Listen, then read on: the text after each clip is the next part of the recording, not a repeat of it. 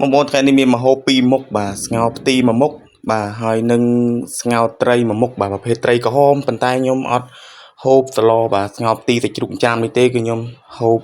បាទសម្រាប់ចិត្តថាហូបបាទស្ងោរត្រីក្រហមបងប្អូនព្រោះខ្ញុំចូលចិត្តបាទស្ងោរត្រីក្រហមអញ្ចឹងថ្ងៃនេះគឺទុកសឡទុកឲ្យបងស្រីចោះ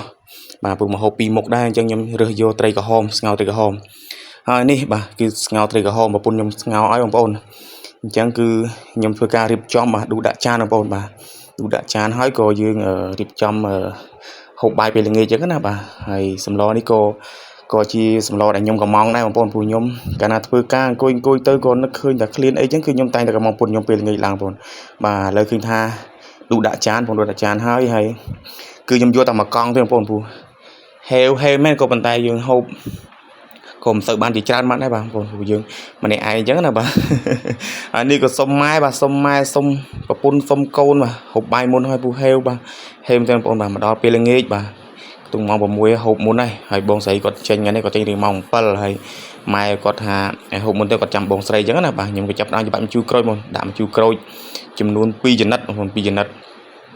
ហើយបន្តមើលធ្វើការភ្លុកបាទអូត្រីក្រហមក្តៅបងប្អូនបាទហើយមានខ្លាញ់តិចគឺជាតិមែនទេបងប្អូនបាទនេះបើអត់បានហូបបាទនៅស្រុកនៅភូមិតាមវាស្រែបងប្អូនហើយមិនដឹងជាតិប៉ុណ្ណាទេបាទនេះគឺឃើញថារៀបចំហូបបាយម្នាក់ឯងបាទអត់បានហូបនៅតាមស្រុកតាមភូមិតាមវាស្រែអីទេបាទគឺហូបនៅក្នុងផ្ទះតែម្ដងបងប្អូនណាព្រោះយើងអត់ទាន់មានពេលបាទទៅស្រុកទៅខេត្តទេបាទ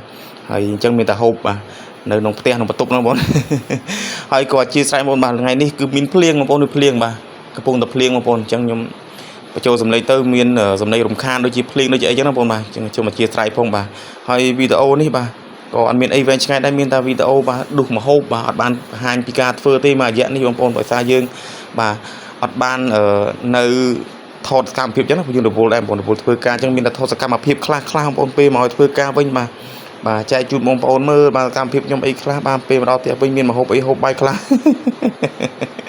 ហើយអញ្ចឹងបាទមានកាយវិការក៏ដូចជាសម្លេងដូចជារូបភាពកន្លែងណាបាទមិនសមរម្យក៏បងប្អូនអធិស្ឋានផងបាទតាមរយៈខ្ញុំបាទសម្បត្តិណាក់បាទមានតែម្រាមដៃបាទ10បាទ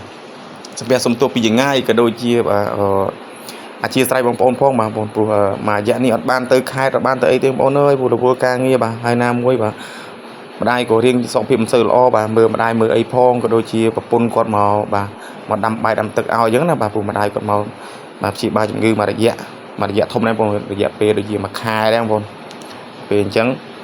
ក៏អត់ទៅបានវីដេអូតាមខែទេបងប្អូនមួយរយៈនេះចឹងក៏ជាស្រ័យបងប្អូនផងបាទ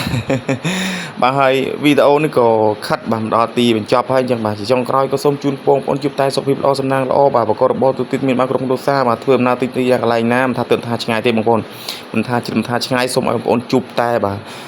សុខសុវត្ថិភាពបាទទាំងអស់គ្នាទាំងផ្លូវអាកាសទាំងផ្លូវគោកទាំងផ្លូវទឹកបាទហើយជាពិសេសនោះគឺសូមឲ្យសុខភាពល្អបាទទាំងអស់គ្នាបាទឮដល់ណាផ្សាយជូនដល់នឹងបាទសូមរំអន់កាយគ្រប់ដងទៀតបាទជួបគ្នាវីដេអូក្រោយអរគុណច្រើនបាយ